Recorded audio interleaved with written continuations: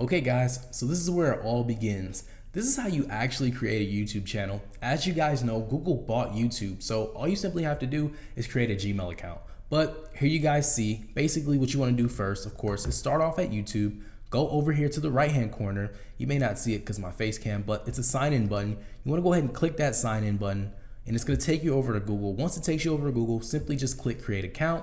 You can click for myself, unless you're making it for a child or to manage a business.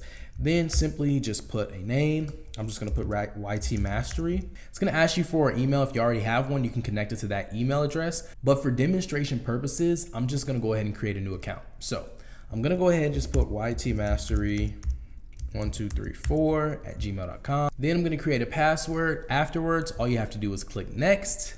Then it's gonna ask you to put your phone number. After you put your phone number, you guys can basically go ahead and just confirm the account so that it's verified. Then you can put your date of birth, and then of course you can put your gender. So I'm just gonna put a bunch of random information and I'm gonna show you guys the next step.